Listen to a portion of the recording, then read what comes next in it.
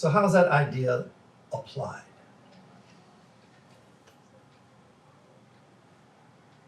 There was a great Buddhist saint. He was an Indian back when Buddhism was still quite alive in India. A fellow by the name of Nagarjuna, who's famous for many things.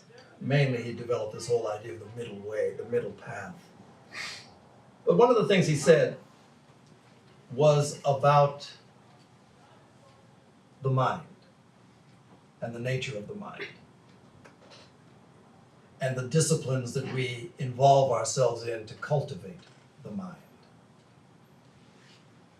What he said was that the discipline, without the discipline of protecting the mind, what use is any other discipline that we engage in? So, another way you might put it is, of all the things that we will lose over the course of our time here on earth, it's our mind that we will miss the most. Nagarjuna didn't say that, but you get the point. That, we do a lot of things. Probably many people here have some sort of meditation or prayer practice. But, what is it that we do that relates to protecting the mind from all of the various channels that it can go into that are non-productive? I often think that we treat our bodies much better than we treat our minds.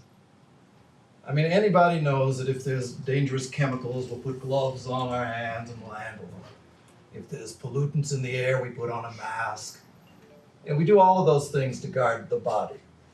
But probably every one of us, by the time you get to the job, you sit down at your desk or whatever your job entails, and the person on one side of you is depressed. The person on the other side of you is anxious. The person right next to them is angry.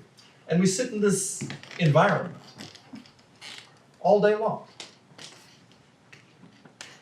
Anybody who is a smoker, they don't allow you to smoke around people because secondhand smoke is damaging. We know all that. But we sit in this environment, this psychic environment, and do nothing about it. And then we come home. And generally, if you've ever been around anyone who is depressed, if you sit in their presence for a while, what is the experience? I mean, generally, you'll walk away and you'll feel somewhat, unless you do something about it, you'll walk away and you'll feel somewhat depleted. So often we go through the day around very unhappy, anxious, often depressed, often angry people, swimming in the sea of those thoughts and those emotions. People will get home and say, gosh, I'm so tired. Let me relax. And the first thing they'll do is pick up the remote control, turn on the TV, go to a TV show and watch a show about someone who is unhappy, angry, depressed, and probably violent. And say, oh, this is relaxing. What do you do? What is it that is protective of this very valuable mind stream? And probably we all do different parts of it. But I've started to say that some of these things are very, very simple. There's a fellow named Jeffrey Hodson. He talked a lot about, he's a very clairvoyant man. And he talked about a lot of different things. But one of the things he described that for people who have a meditation practice, often it's good to do it first thing in the morning. Often early in the morning. But he also says a good thing to do is to take a shower first thing.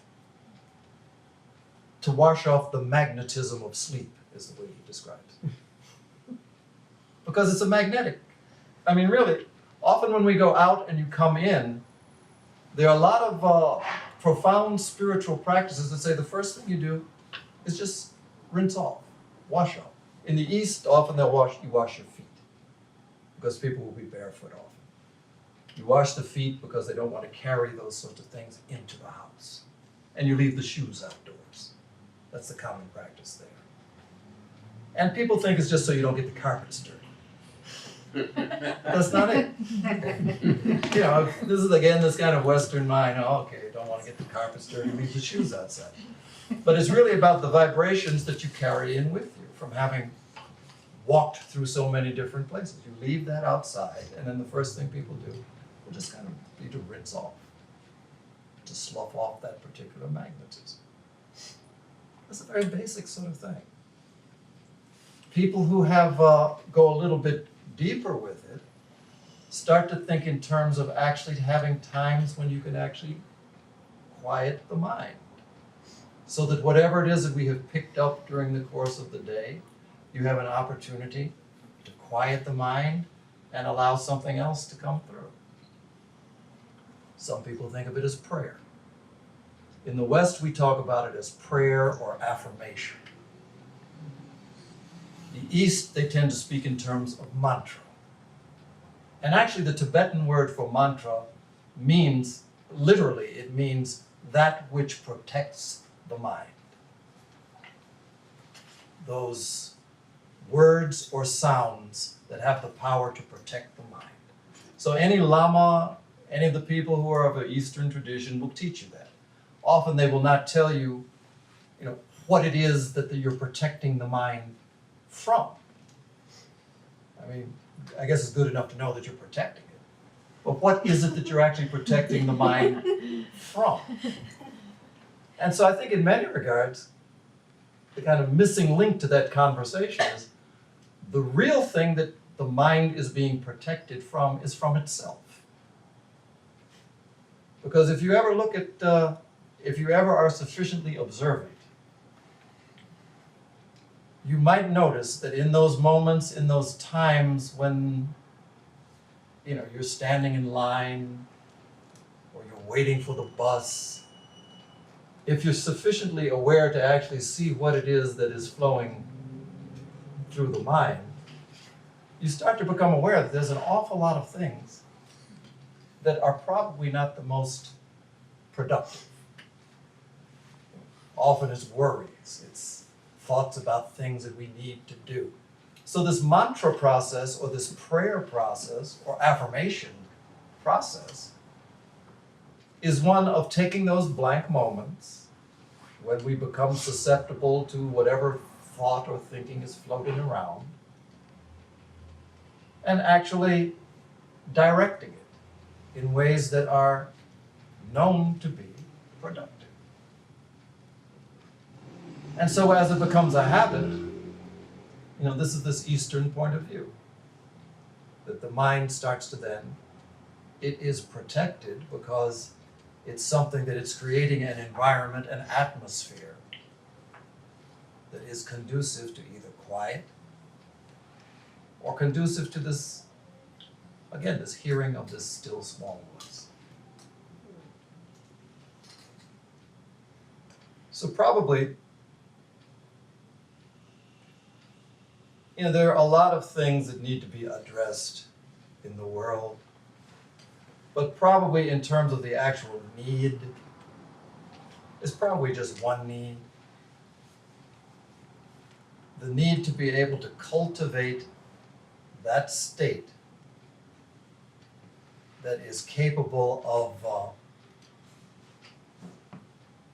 becoming, that state of mind that is capable of being sufficiently quiet, that this greater mind, this greater life can have a channel to be heard.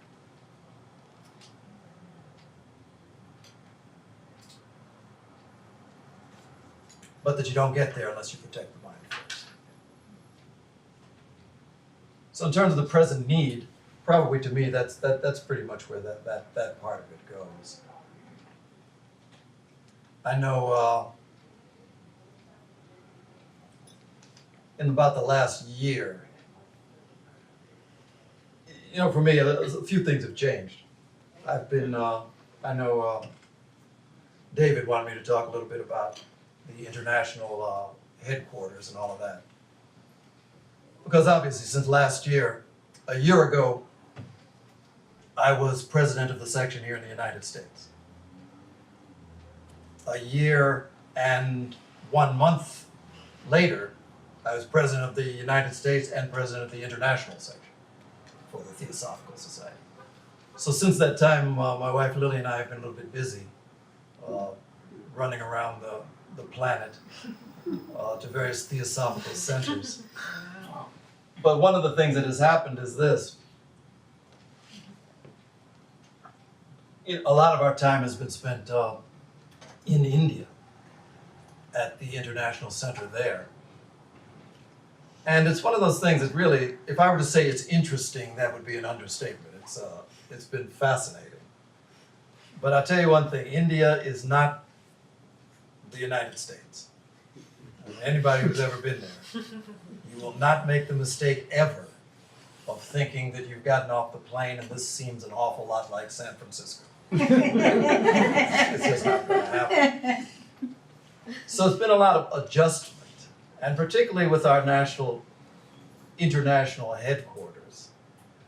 I think probably David and others wanted me to talk a little bit about it because really, I became president of the Theosophical Society worldwide, having been to India 3 times in my life. That's our international headquarters, but I had been there on 3 different occasions. So, I was not one who was deeply versed in all things India. But what you start to find, the history of the Theosophical Society, a lot of it since 1882, that's been our international headquarters. It's about the equivalent, it's 250 acres of land and about 140 people that work there. And this is right in the middle of a city of 7 million people. Pristine land, a lot of it is actually forested. And so really it's a lot like having the Theosophical Society's headquarters is a lot like owning Central Park in New York. And at one point, when the Theosophical Society started, it was way out in the boondocks. And there was nothing around it. There's a river, and on the other side of the river is where the city started. Over the years, the city's come to engulf where we are, and now it extends 30 kilometers beyond where the Adyar headquarters is. But it's a place where, probably any of you who are aware of the early writings of the Theosophical Society, the Mahatma letters, all of those things, they have their roots right there. And so it's something that's been maintained in that way. It's a beautiful place. I'd love for any of you to come that are able to. But it's one of those places that over the years, it had been sort of regarded as an ashram.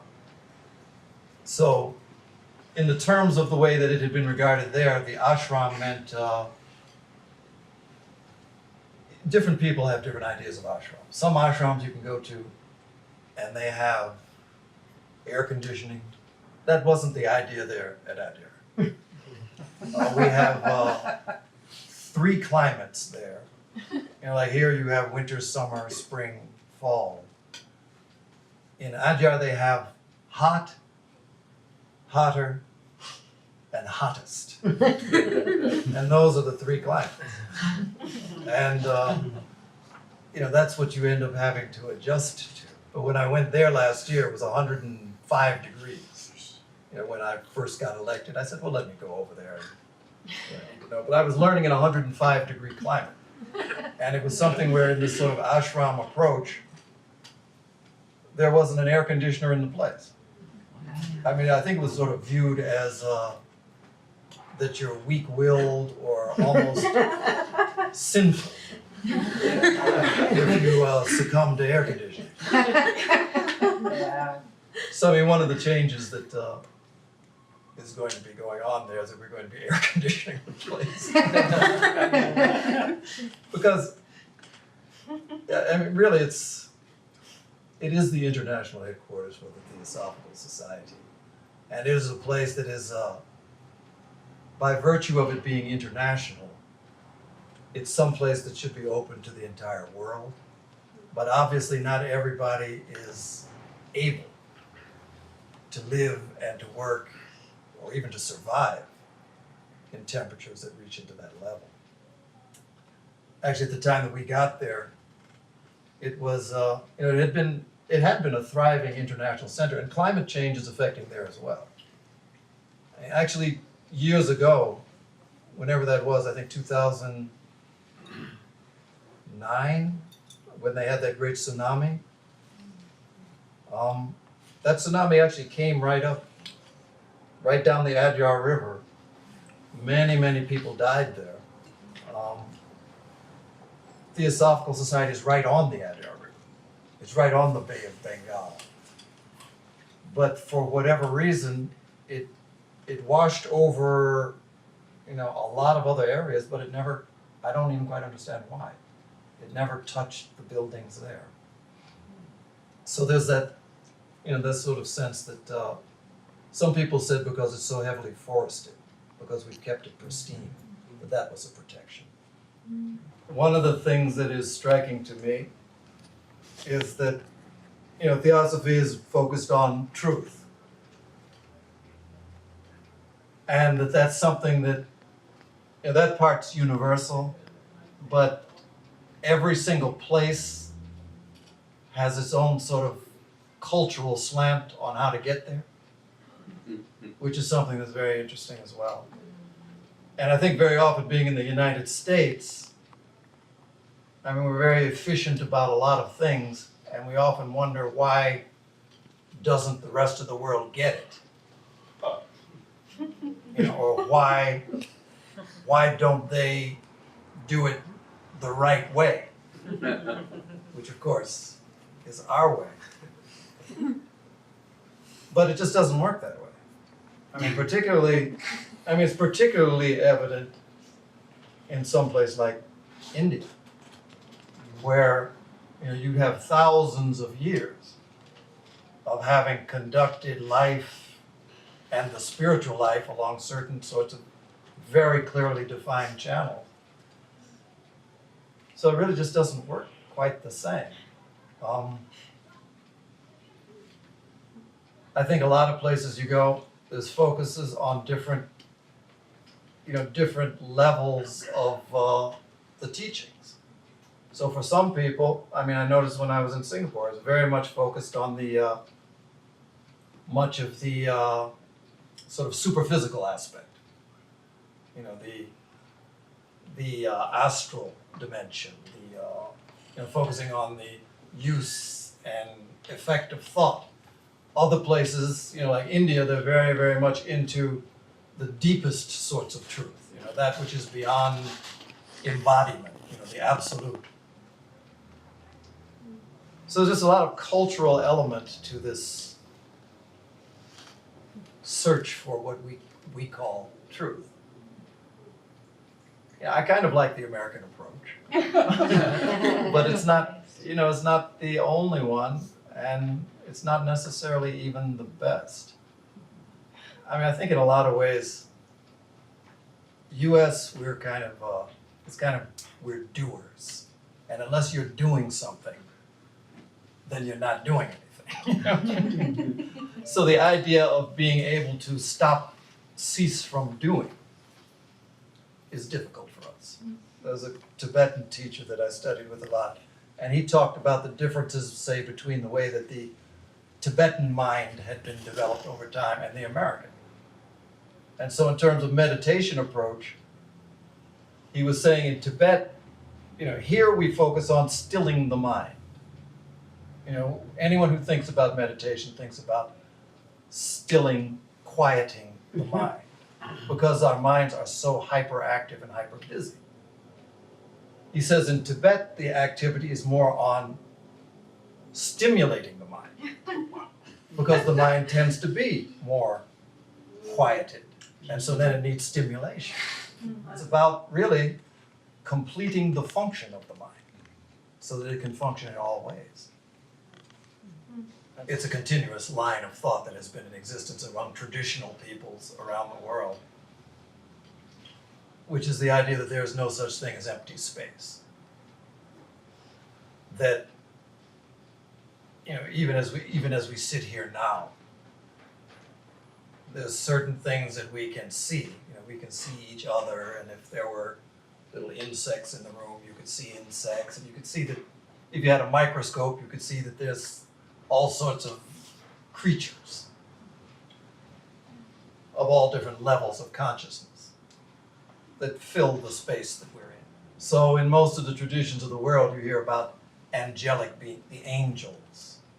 And people think in terms of invoking the angels for healing or for various sorts of things.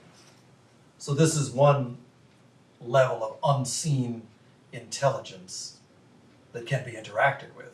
But at the same level, at the same time, there are these other sorts of levels of intelligence where humanity, you know, the two streams don't necessarily cross.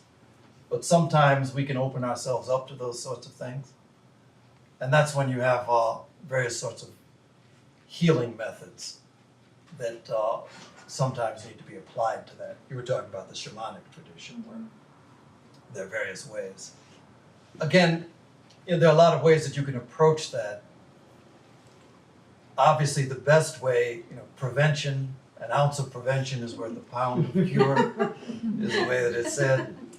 So part of the thing of protecting the mind is this whole idea of what is it that you invite into your thought. So to the extent that you can keep your mind focused on certain things.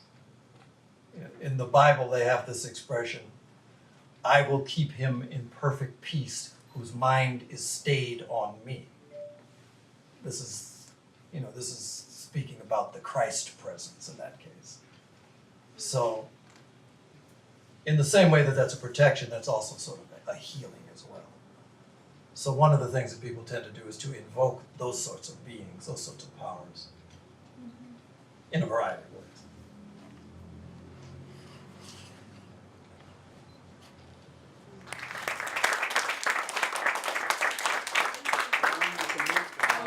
Beings be well, may all beings be happy.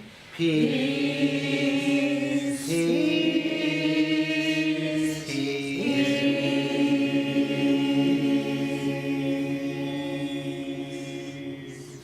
And now we turn to the telephone company. Reach out and touch someone. Reach out and just say hi. Thank you. Just one. We'll give you that. We'll give you that. Oh, okay.